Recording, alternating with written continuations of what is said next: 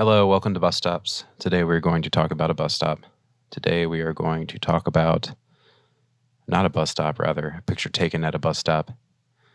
I use that word at very carefully, by the way. This is at a bus stop, not of a bus stop. So let the reader understand.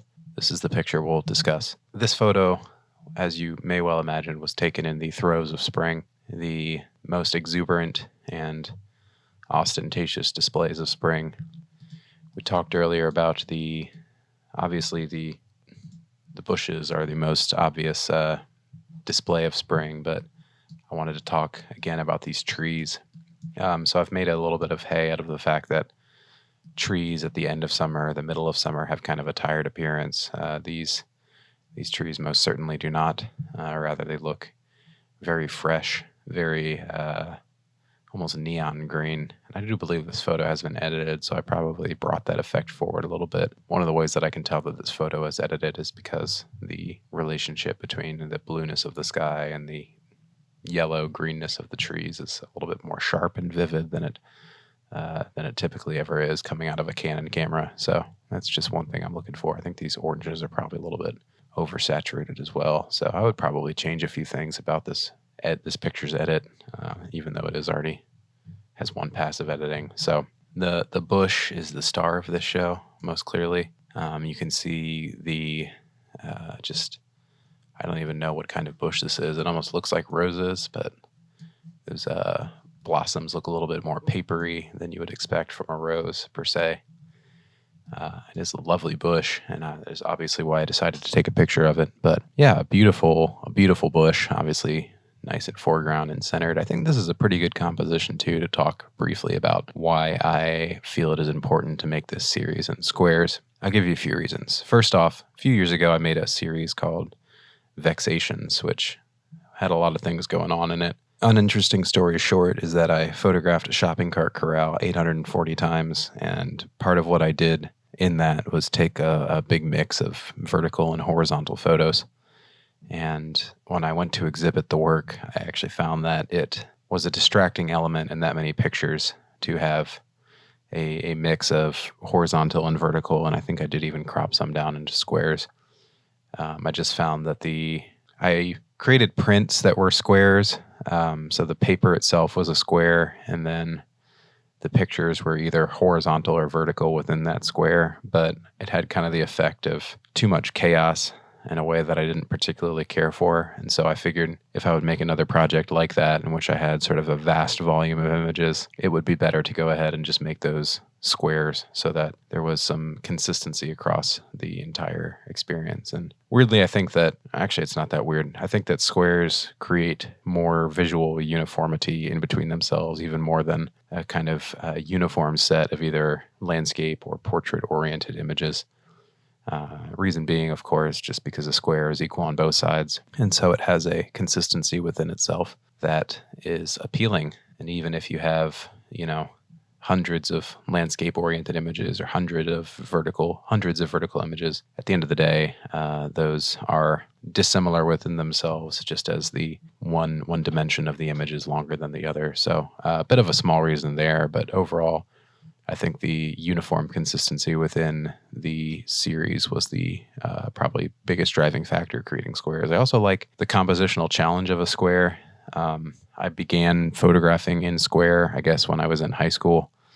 I was using a 120 film camera, like a medium format film camera, which shot square images. And so that was the first time I ever had any experience composing in squares. And it's an interesting challenge. I don't really know how to describe it other than to say it just feels so different in a way that you would never know unless you had spent a lot of time photographing both horizontal and vertical and then moving on to squares.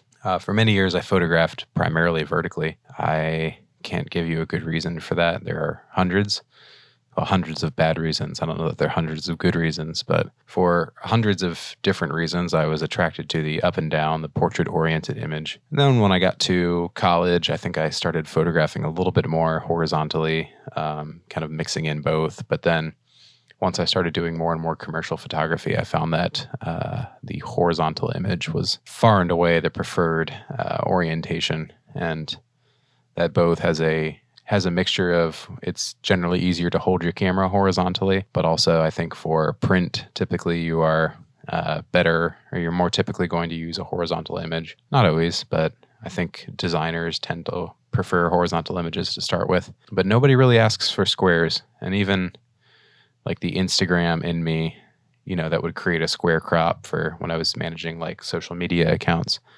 I rarely ever photographed in squares themselves, though.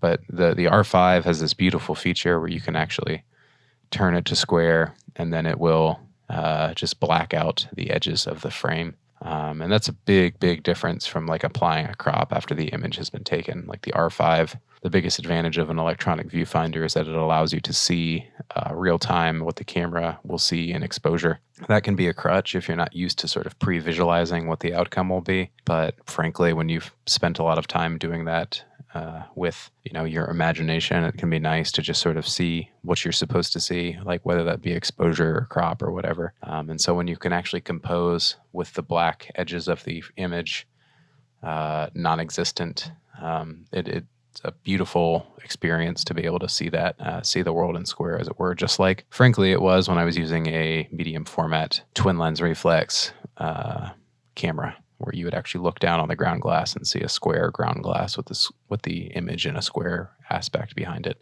All that to say, this photo, I choose to bring that up now because I think it has a lot of strengths as a square image. I will say also, by the way, the R5, even though it displays to you a square image on the electronic viewfinder or the back LCD, it does actually create a 3x2 image like you would expect out of a DSLR, and so or that kind of camera, a mirrorless camera, whatever. So you can actually cheat the frame left and right, which is pretty cool because sometimes I don't get it exactly deadly perfect, and so it's nice to be able to kind of slide that image to the right or left just to kind of get it perfect, but that's a little bit beside the point. This image, again, we talked, I think, last episode in the Poison Berries episode about the whole kind of square, like internal square composition. So we have like lower third, upper third, left third, right third. So this bush is a rectangle. So it is a landscape-oriented rectangle, but it's so rooted in the middle of the frame that it just kind of has a strong presence in that kind of center 1/3 rectangle box kind of thing, or square box kind of thing. Some other interesting things about this composition is that the shadow just barely peeks onto the edge of the frame there. There is like a little tuft of white light grass. I think that shadow actually probably comes off of the frame slightly, but it's kind of saved by that light tuft of grass right there. Up here, we have this house. It is kind of neatly just tucked into this upper left corner, and again, a little bit of finesse with the scene I chose to compose there. The shadow doesn't quite fall off of the roof, which again kind of creates a nice visual parallel, triangle. It should be said that that's just going to be an artifact of, like, I think this window is probably about the same height as that bush, probably a little bit taller, but I mean, visually, it's like the sun is at the same angle for both of those things. So at the end of the day, any square object is going to cast basically that kind of shadow, just in perspective, but it's worth keeping in mind. Some things that kind of count against this composition, I would say, I don't love that these bushes sort of, make a continuous shape with the foreground bush or the middle ground bush. I kind of wish that, there was just maybe no bushes in front of that house, and it kind of created some more separation between the foreground and background. I don't love this car, obviously. It's kind of annoying that it's poking there outside of that tree.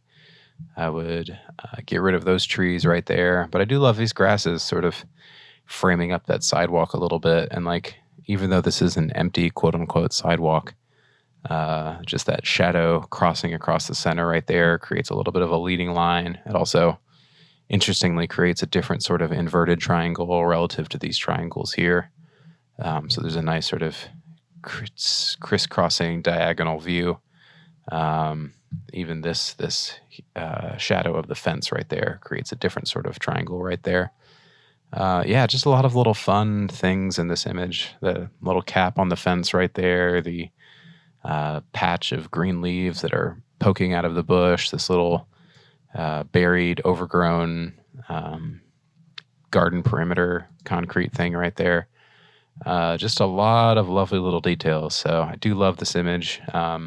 Speaking subjectively here as the creator of this image.